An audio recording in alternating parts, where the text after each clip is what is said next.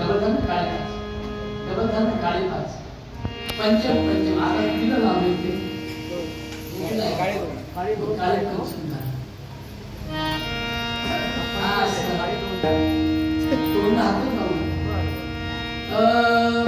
उठी लवकरी परा तू करी आई म्हणायची बाळा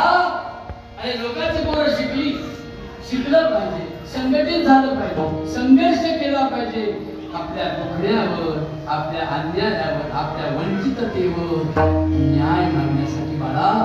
शिकलं पाहिजे. माझी आई मला खूप हट्ट करायची. तू माझ्या आईला वृद्धाश्रमात पाठवायला सांगतेस? आई म्हणायची उठी लवकरी त्वरा तू करी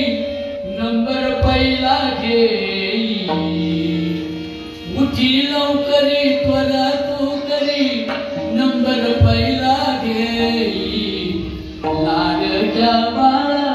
शाळेत वेगी जा.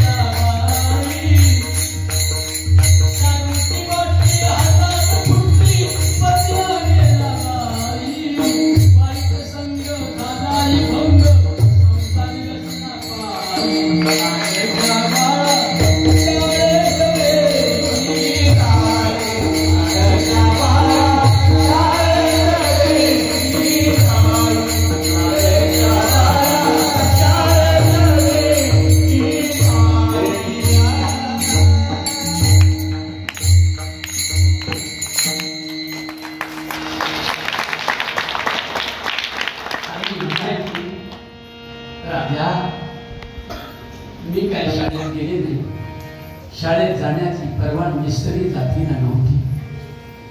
पती निधनानंतर तुझं कुंकू पुसलं जायचं, तिच्या दागिने काढले जायचे, तिचं वैभव सोडलं जायचं, तिला विधवा फूस करून टाकायचे. उदास जीवनामध्ये उदास आणि तुमचे आयुष्यभर विधवेला जगावं लागतं. बाळा कशी माझी अवस्था आहे तरी माझी आई सांगायची इंग्लिश गणित अवघड असतं असं ऐकते बाई. अरे जेवी तू इच्छा पूर्वी पिच्छा पटकन डॉक्टर होई. लाडक्या बाळा शाळेत वेगी जाई.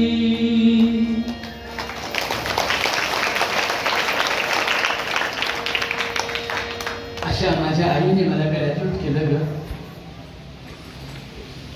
सदा म्हणायची आई पुरता एक माझा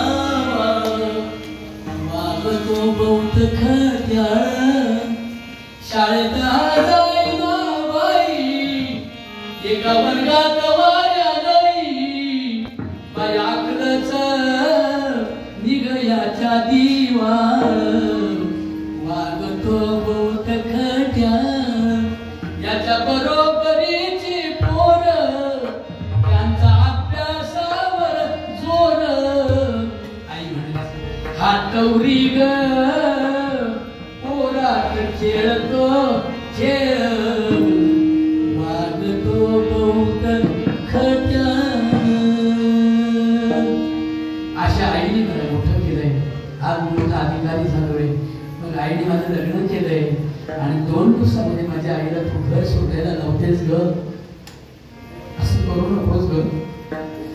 बाळाच्या डोळ्यात अश्रूंचा पाऊस बरसला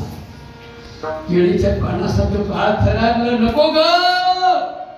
माझ्या आईला खरं सुख बाळा काळजी नको मला ना फॅनची हवा जास्त त्रास करते मी माडीवर जाऊन राहते पोराची आईवरती माडीवर आणि माडीवर कळलं ना कचरा झुरळ मुंगी मुंगळे मुंग्या त्या आडगळी जाऊन आई नाही आई अरे खाली सोड तुझ्यासाठी दंडाची गादी आणली आई नाही बाळा मला खाली थंड लागत रे सुनबाईला मुलाला दिवसभर सुनबाई त्रास देते दिवसभर शिव्या देते दिवसभर त्रास देते पण माझ्या बाळाला कळालं तर माझा बाळ गाडीवर जातो ऍक्सिडेंट होईल माझ्या बाळाचा म्हणून आपल्या बाळासाठी सुनबाई किती त्रास देते हे आपल्या मुलाला न सांगता निश्चितपणेवरती आई बसायची माझ्या बहिणींनो आणि ही नवी मॉडर्न कळते मॉडर्न म्हणजे 12वी नापास जास्त शिकलेली नाही भोगलेली म्हणा भोगलेली आपल्या आईला आपल्या भाऊजाईने प्रेम करावं आपल्या आईला आपल्या भाऊजाईने त्रास देऊ नये असं वाटतं आणि आपण आपल्या नवऱ्याच्या आईला त्रास देतोय याची नाच जिला वाटत नाही ना तिला सौरी म्हणतात सौरी सच्चोर बाई ही बाईच्या जातीला कलंक लावणार तिने सासूच्या गळ्यात घंटा बांधला ग पोरींनो घंटा बांधला का म्हातारडे तुला थरथर कापणारा म्हातारा आवाज आम्हाला खाली मैत्रिणींना त्रास देतो आईच्या गळ्यामध्ये घंटा बांधला घंटा वाजवला की चहा जायचा घंटा वाजला की नाश्ता जायचा घंटा वाजला की ब्रेकफास्ट जायचा घंटा वाजला की जेवण जायचं एवढं सार नवरा मिळवून एवढं मोठं वैभव माझ्या बाळाला मी मिळवून दिलं त्या माझ्या बाळाची बायको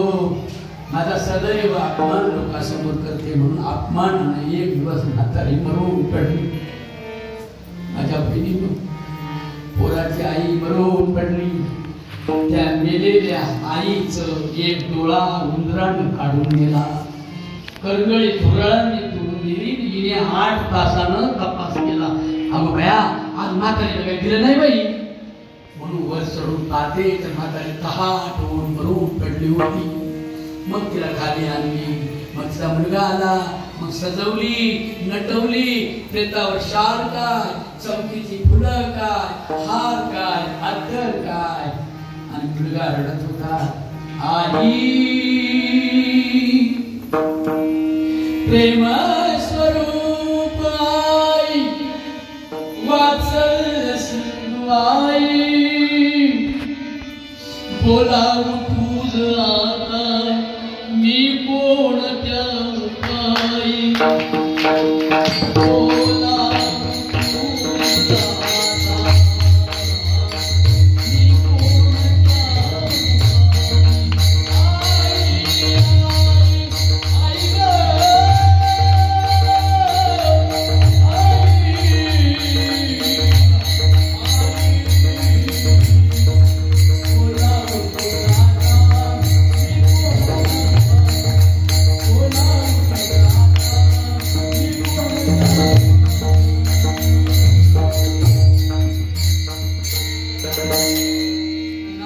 जगात झाली आबाळ या जीवाची आई मुनी वचिप्पी हृदयी तुझीच जाची याई तू मायने करूनी तू गाय वासरूनी ताटा तुझी झाली आता कसे करू मी प्रेम स्वरूप आई आणि आईची प्रेम यात्रा निघाली का बाळा काय म्हटलं मी आईची प्रेम यात्रा निघाली आणि सुनबाई माळ्यावर चढायला लागली तिच्या पोतण्या होता छोटासा बघा असा तो म्हणे काकू आजी तर खाली आहे तू कुठं वरती खाली अरे बाळा मी ना आजीचा घंटा राहिला ना तेवढा घेऊन येते खाली आजी बरोबर द्यायचा आहे तो घंटा पोतण्या मोठा हुशार होता हे काय इकडे मध्ये जाऊन निघून जा एवढा सिरियसपणे सांगतो पोरगं नाही हुशार हे म्हटलं काकू आपल्या घराण्यामध्ये म्हाताऱ्या झालेल्या स्त्रियांच्या गळ्यात घंटा बांधण्याची पद्धत असेल तू म्हातारी झाल्यावर न घंटा कशाला बांधायला आणू मी कॉललॉक मध्ये ठेवला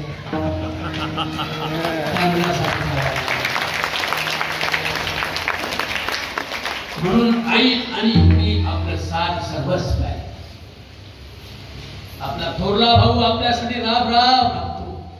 म्हणून मी ग्रॅज्युएट झालोय सदैव आठवण ठेवली पाहिजे माझा मोठा भाऊ माझे वडील माझे चुलते माझ्या बहिणी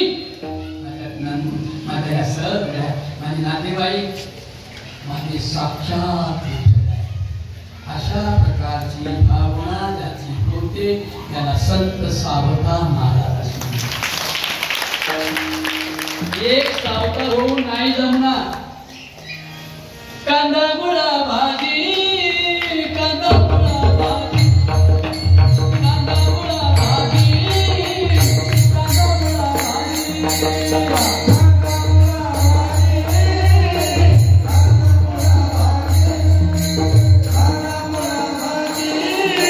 कांदा गुळा भाजी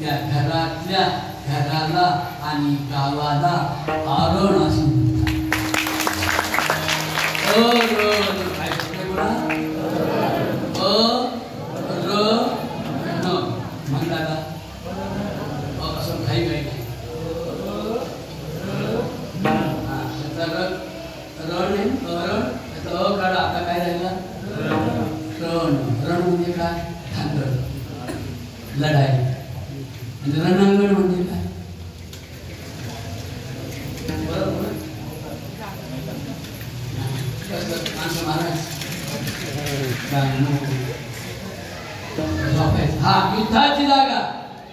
रणांगण म्हणजे काय लढाईची जागा युद्धभूमी तसे आपला अंतःकरण युद्धभूमी आहे जी लढाई आहे हे पण म्हणतात नाही